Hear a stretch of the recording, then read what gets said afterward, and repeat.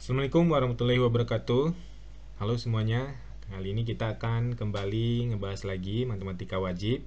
Setelah sebelumnya kita membahas penyajian data tunggal pada statistika. Kali ini kita akan bahas lanjutannya, yaitu penyajian data untuk data yang berkelompok ya. Nah, data kelompok sendiri ini sebenarnya sama aja ya datanya dengan data tunggal, cuman kita menyusunnya secara berkelompok atau istilah lainnya berkelas ya. Kelompok pertama dari berapa sampai berapa, kelompok kedua dari berapa sampai berapa, dan seterusnya. Tergantung kelompok yang kita buat. Nah, untuk penyajiannya sendiri itu sama aja ya seperti data tunggal. Seperti yang data tunggal ada tabel, ada diagram dan lain-lainnya.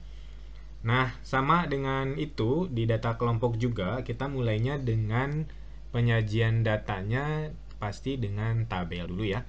Tapi di data kelompok, nah, namanya atau istilahnya kita menyebut dengan tabel distribusi frekuensi atau kita singkat aja TDF.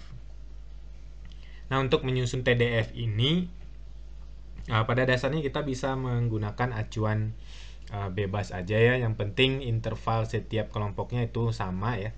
Tapi untuk lebih baku dan lebih standar, nah, ada aturan yang digunakan yaitu disebutnya aturan Sturges. Nah, adapun aturan Sturges ini langkah-langkahnya adalah sebagai berikut.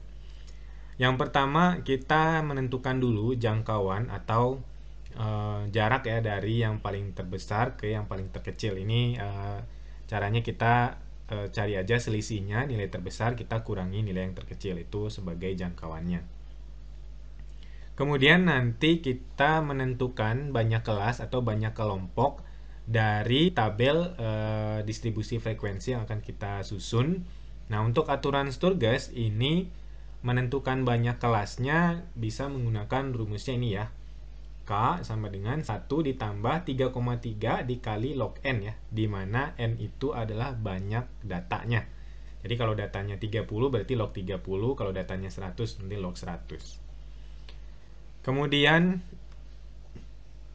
kita tentukan panjang interval dari masing-masing kelas atau masing-masing kelompok ya. Dengan acuannya adalah kalau kita simbolkan interval kelas itu sebagai C, itu adalah jangkauan atau tadi ya, jangkauan itu nilai terbesar kurang nilai terkecil dibagi dengan banyaknya kelas. Nah, setelah itu kita baru menentukan batas kelasnya. Kelas yang pertama bisa kita mulai dari data yang paling kecil, kemudian kita sesuaikan dengan interval kelasnya berapa, dan begitu seterusnya ya. Nah, lalu kita masukkan atau kita hitung datanya satu persatu ke kelas-kelas atau kelompok-kelompok yang telah kita susun. Nah, itu secara teorinya atau langkah-langkahnya untuk menyusun tabel distribusi frekuensi. Biar lebih jelas mungkin kita praktekkan aja ke satu contoh ya. Nah, di sini kita punya data ya. Datanya ada sebanyak 1, 2, 3, 4, 5, 1, 2, 3, 4, 5, 6. Ada 60 data ya. 60 data dan ini kebetulan datanya sudah diurutkan ya. Yang paling kecil itu 1 ya. Dan yang paling besar itu nilainya 30. Nah, kalau kita menggunakan aturan Sturges untuk menyusun tabel distribusi frekuensinya, nah, kita cari dulu nih jangkauannya. Berarti jangkauannya adalah data paling besar 30, kita kurangi data paling kecil 1 ya. Jadi jangkauannya adalah 29. Kemudian kita cari banyaknya kelas. Nah, dengan aturan Sturges tadi, 1 ditambah 3,3 dikali log. Nah, ini banyak datanya 30, berarti log 30 ya. Nah, kalau kita hitung, ini biasanya berarti kita harus ngitungnya pakai kalkulator aja, karena ini bukan angka istimewa untuk logaritma ya. Jadi kita cari aja log 30 di kalkulator, kemudian kita kali 3,3, kita tambah 1 ya. Ini hasilnya 5,8745. Nah, tapi karena ini banyak kelas, jadi kita harus bulatkan aja. Boleh pembulatannya ke bawah atau ke atas, atau kita gunakan aturan pembulatan. Kalau lebih dari 5,5 berarti kita bulatannya ke atas ya, berarti dia jadi 6. Jadi banyak kelasnya ada 6 nih, atau banyak kelompoknya nanti ada 6. Kemudian panjang kelasnya, nah jangkauannya tadi 29, kita bagi dengan banyak kelasnya 6, berarti 4,8 29 bagi 6-nya 4,8, sama kayak tadi banyak kelas, kita lakukan pembulatan lagi dengan aturan pembulatan. Jadi 4,8 itu kalau kita bulatkan dia jadi 5. Jadi panjang kelasnya itu 5 ya. Ini sebagai C-nya. Nah, kalau kita udah punya data ini, baru kita susun nih si nilainya ya. Jadi kita susun aja nilainya. Nah, kalau untuk data pertama kita bisa mulai dari yang paling kecil, berarti 1 ya.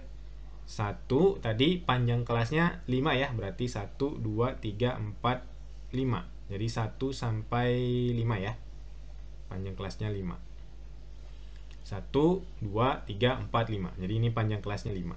Kemudian kelompok atau kelas yang kedua itu lanjutannya nih 6 sampai 10 berarti ya. Nah, untuk lebih sederhananya kita bisa lakukan. Nah, jadi kita cuma butuh si kelompok yang pertama doang. Ke bawahnya itu kita tambahin aja C ya. Kita tambah C. Ini juga sama. Tambahin aja C. C-nya tadi itu adalah 5 ya. 1 tambah 5, 6. 6 tambah 5 berarti ini juga sama ya. Kita tambahin 5. Jadi 6 tambah 5 jadi 11. Sampai 10 tambah 5, 15. Ditambahin 5, 16. Sampai 20. 21 sampai 25. 26 sampai 30. Karena data paling gedenya 30, jadi kita cukup aja sampai di sini. Dan kalau kita cek banyak kelasnya itu pasti sesuai ya. Tadi banyak kelasnya itu adalah 6. Berarti 1, 2, 3, 4, 5, 6. Jadi banyak kelas atau banyak kelompoknya itu ada 6. Nah, kemudian kita sesuaikan, kita masukkan si frekuensi atau si banyaknya ya, banyak datanya. 1 sampai 5 itu ada 1, 2, 3 ya. Ada 3. 6 sampai 10 itu ada 6-nya ada 4 nih. 1, 2, 3, 4, 5. Nah, ada 5. 11 sampai 15 ada 1, 2, 3, 4, 5, 6, 7, 8 ya. 15-nya masih masuk. Ini ada 8. 16 sampai 20. 1, 2, 3, 4, 5, 6, 7. Ini 7 ya. 21 sampai 25. 1, 2, 3, 4, 5. Ini 5. 26 sampai 30 ada 2 ya. 1, 2. Ini ada 2. Nah, kalau kita jumlahkan ini harus sesuai dengan banyak data tadi ya. Ada 30 berarti 1, 20, 30. Ini banyak datanya 30. Nah, ini kita sebut sebagai tabel distribusi frekuensi. Jadi si tabelnya berbentuk interval-interval gitu ya. Dari 1 sampai 5, 6 sampai 10, 11 sampai 15. Ini efektif untuk data yang banyak ya. Tapi untuk kebutuhan belajar kita paling datanya biasa aja, paling sekitar 30 sampai 50 atau paling banyak 100 data ya. Nah, kita kelompokkan menjadi tabel distribusi frekuensi. Nah, kemudian setelah kita menyusun tabel distribusi frekuensi, nah ada beberapa istilah yang harus kita kenal ya di tabel distribusi frekuensi itu sendiri. Jadi kita punya bentuknya jadi seperti ini ya. Nah, yang pertama tadi itu adalah panjang kelas ya. Panjang kelas itu kita bisa peroleh dari jarak ini. Jangan 5 kurang 1 ya. Dari 1 sampai 5 itu kalau mau dihitung 1 sama 5-nya ikut ya. 1, 2, 3, 4, 5. Jadi ada 5. Kalau mau menggunakan hitung-hitungan, nah panjang kelas itu bisa juga kita gunakan ini. C itu 6 kurang 1. Atau 11 kurang 6. Itu juga C. Ini juga bisa buat jadi C ya. 11 kurang 6.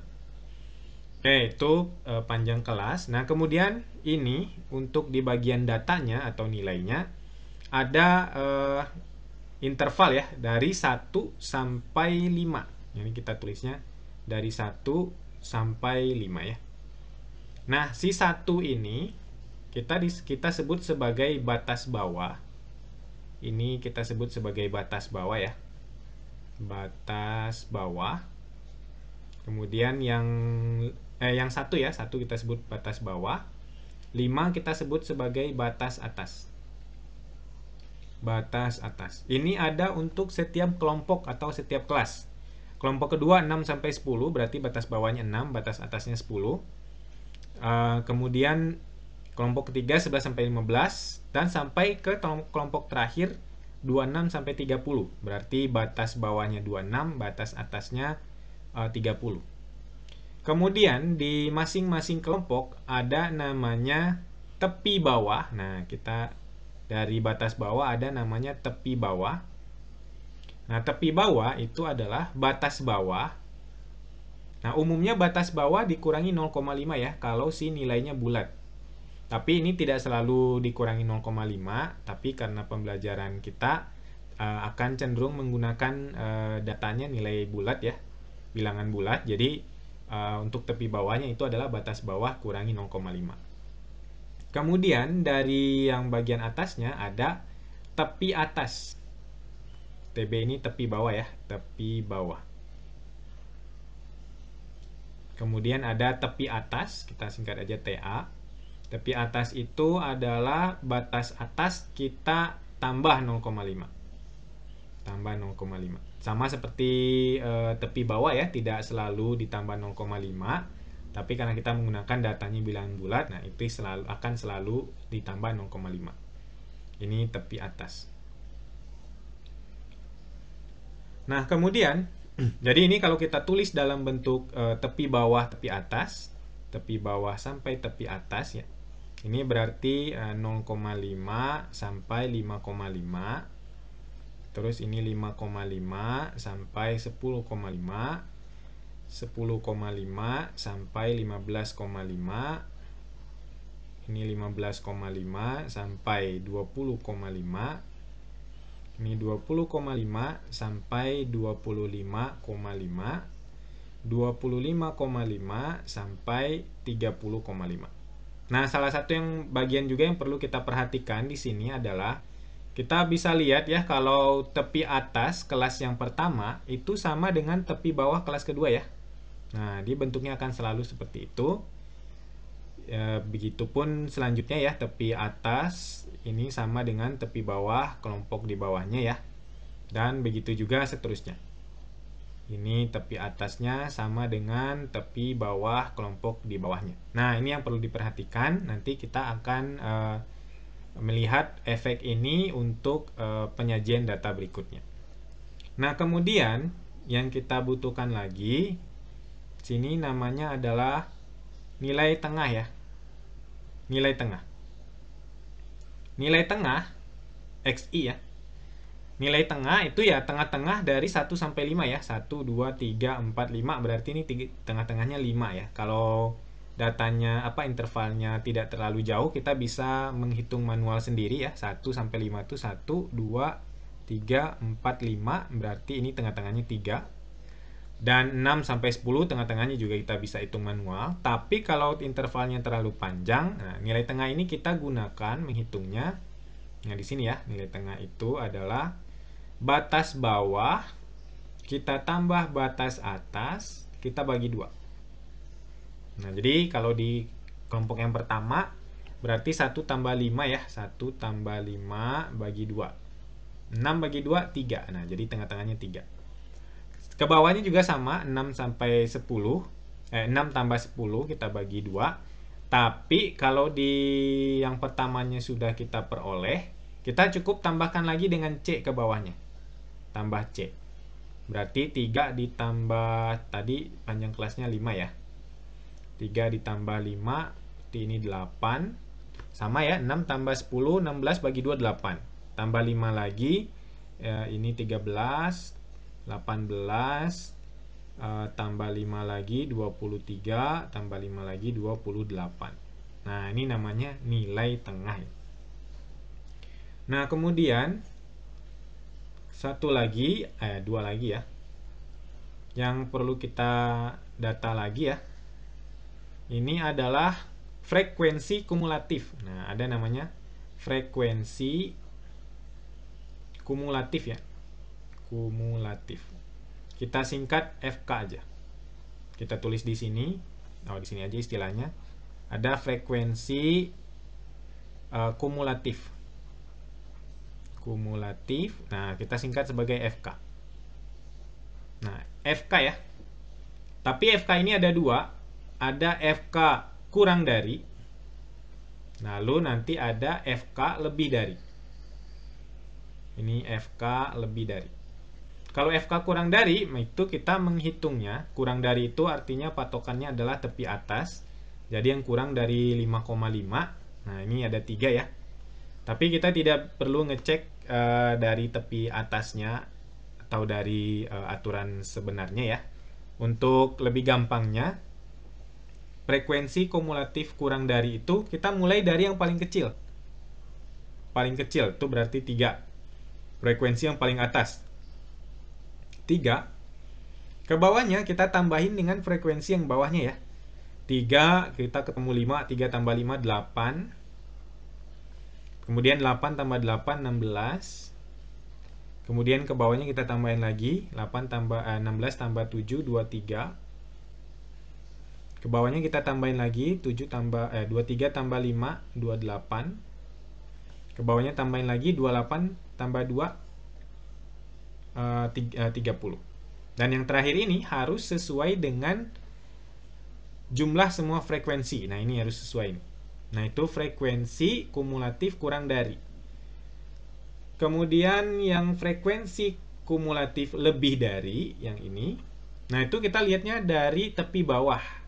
Yang lebih dari tepi bawah. Berarti dari 3 sampai ke 2. Ini kita totalin semuanya. Nah, tapi untuk lebih gampangnya kita lihat aja dari yang atas itu adalah semua data, berarti 30. Nah, ke bawahnya kita kurangi dengan yang sudah kita lewatin. 30 kurang 3 ya. Kita udah ke kelompok yang kedua, berarti udah ngelewatin si frekuensi ini yang 3. Jadi 30 kita kurangi 3 27. Kemudian ke bawahnya kita kurangin lagi 27 kurangin 5 berarti 22. Kita kurangin lagi ke bawahnya, ini berarti 14. Kita kurangin lagi berarti ini 7. Kita kurangin lagi, oh mana nih, ini 7 ya. 7 kita kurangin lagi 2. Nah, atau mulainya dari ngisinya dari yang paling bawah ke atas juga boleh ya.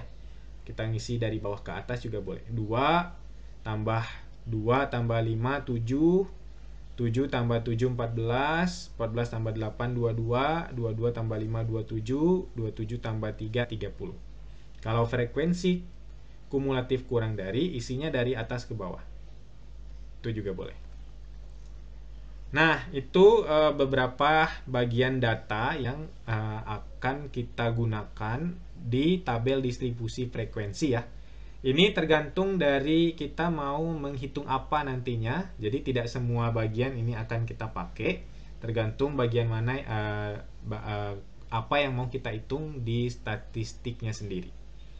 Nah, untuk yang lebih sering akan kita pakai itu adalah ini frekuensi kumulatif kurang dari. Nah, ini nanti karena ini yang akan sering kita pakai, jadi kita akan menggunakan istilah FK aja. Kalau FK itu artinya adalah frekuensi kumulatif kurang dari, karena ini yang lebih sering masuk di rumus. Kemudian nilai tengah ini pasti selalu akan kita gunakan. Kemudian tepi bawah. Kalau tepi atas agak jarang dipakai di rumusnya. Jadi yang akan sering itu adalah tepi bawah, nilai tengah, dan frekuensi kumulatif kurang dari. Nah, ini yang perlu diingat-ingat di tabel distribusi frekuensi. Kalau untuk sekarang mungkin belum terlihat kepakainya, nanti akan kita lihat kalau kita sudah mulai hitung-hitungan di materi statistika ini. Nah, itu tabel distribusi frekuensi, salah satu penyajian untuk data kelompok. Kemudian penyajian berikutnya ada histogram dan poligon ya. Kalau di data tunggal ada diagram batang sama diagram garis. Nah, ini sama aja. Histogram ini adalah diagram batangnya, poligon ini adalah diagram garis. Tapi penyusunannya sedikit berbeda ya dengan data tunggal. Nah, histogram dan poligon ini tetap aja mengacunya kepada tabel distribusi frekuensi yang baru saja kita cari ya. Nah, ini yang tadi yang telah kita susun tabel distribusi frekuensinya. Kita sudah punya tepi kelasnya ya, tepi bawah sama tepi atas, punya nilai tengahnya dan frekuensi masing-masing. Nah, untuk histogram, histogram ini tepi bawah sama tepi atasnya itu menjadi lebar dari persegi panjang untuk diagram batangnya ya. Lebih jelasnya kita lihat aja. Nah, jadi di histogram, batang-batangnya itu jaraknya adalah tepi bawah ke tepi atas ya. Nah, tepi bawah ini untuk kelompok yang pertama, tepi bawahnya 0,5 sampai tepi atasnya 5,5. Nah, karena tadi tepi bawah tepi atas kelompok pertama itu sama nilainya dengan tepi bawah kelompok kedua, sama-sama 5,5, maka si batang ini akan berdempet ya, akan berimpit. Nah, jadi untuk kelompok yang kedua, dia dimulainya dari 5,5 sampai 10,5. Nah, begitu juga untuk kelompok berikutnya. Karena 10,5 tepi atas pada kelas kedua itu sama nilainya dengan tepi bawah kelas ketiga, maka batangnya juga akan dempet ya. Nah, ini juga akan dempet karena sama, jadi dia dempet. Nah, dan begitu seterusnya sampai ke kelompok yang terakhir. Nah, yang berbentuk batang ini kita sebutnya sebagai histogram atau diagram batang. Sementara untuk poligon, nah kita ambil dari nilai tengah. Nah, ini untuk kelompok pertama ini nilai tengahnya 3 ya, ini 3. Kelompok yang kedua nilai tengahnya ini 8. Ini 8 nilai tengah. Kelompok yang ketiga ini nilai tengahnya 13 dan seterusnya ya. Sampai ke kelompok terakhir ini nilai tengahnya adalah 28. Tingginya kita sesuaikan dengan frekuensinya ya. Untuk batangnya, kelompok pertama itu tingginya 3 karena frekuensinya 3. Kelompok kedua tingginya 5 karena frekuensinya 5. Nah, untuk histogram, untuk poligon, kita hubungkan titik-titik nilai tengahnya ini dengan garis ya. Nah, jadi dia ini seolah-olah adalah diagram garis. Nah, yang menghubungkan nilai tengah untuk masing-masing kelompok. Nah, itu histogram dan poligon ya. Kemudian penyajian berikutnya adalah ogive ya. Nah, ogive ini kita ambil dari frekuensi kumulatif. Nah, tadi kita sudah sempat singgung frekuensi kumulatif ya. Nah, nanti kita punya dua nih, ada ogive positif dan ada ogive negatif ya. Ada ogive positif dan ogive negatif. Ogive positif ini kita peroleh dari frekuensi kumulatif kurang dari, FK kurang dari. Untuk ogive negatif kita peroleh dari frekuensi kumulatif lebih dari. Nah, tadi kan kita sudah ya, sudah menyusun juga frekuensi kumulatif kurang darinya dan frekuensi kumulatif lebih dari. Nah, kita susun ogive-nya ya. Untuk yang frekuensi kumulatif kurang dari, nah itu kita mulainya, nah di bagian bawahnya kita mulai aja dari tepi atas, tepi bawah masing-masing ya. Kita mulai dari 0,5 sebagai tepi bawah kelompok pertama. Terus sampai 5,5 ya. Ini dempet sama kayak tadi. Tepi bawah, tepi atas. Ulang lagi, tepi bawah kelompok kedua, tepi atas, tepi bawah, tepi atas, tepi bawah, tepi atas, tepi bawah, tepi atas. Untuk ogive positif atau frekuensi kumulatif kurang dari, nah itu kita menghitungnya mulai dari frekuensi atau tepi atas ya. Jadi yang biru ini kita ambilnya dari tepi atas. Nah, tepi atas itu berarti 5,5 ya, tepi atas kelompok yang pertama. Nah, tidak di sini kelompok yang pertama dia 3. Nah, ini 3. Kemudian tepi atas kelompok yang kedua. Nah, ini 8. Tepi atas kelompok ketiga 16. Tepi atas kelompok keempat 23 dan seterusnya sampai tepi atas kelompok terakhir 30. Yang terakhir. Sementara untuk yang ojif negatif, kita ambilnya dari tepi bawah. Nah, tepi bawah nih. Untuk kelompok pertama, berarti tepi bawahnya 0,5. Nah, tepi bawah 0,5 itu dia sebanyak 30. Kemudian tepi bawah kelompok kedua, ini 5,5, sebanyak 27. Tepi bawah kelompok ketiga, 10,5, sebanyak 22. Nah, dan begitu seterusnya sampai tepi bawah kelompok yang terakhir, 25,5. Nah, 25,5 ini sebanyak 2. Nah, itu ojif positif dan ojif negatif. Nah, itulah beberapa bentuk penyajian data untuk data yang kita sajikan secara berkelompok dengan menggunakan tabel distribusi frekuensi. Nah, ini biasanya digunakan kalau datanya banyak ya, tapi untuk keperluan pembelajaran datanya juga yang akan kita gunakan juga akan terbatas, tapi tetap kita bahas secara data kelompok. Mungkin itu aja untuk video kali ini tentang penyediaan data kelompok. Mudah-mudahan ada manfaatnya.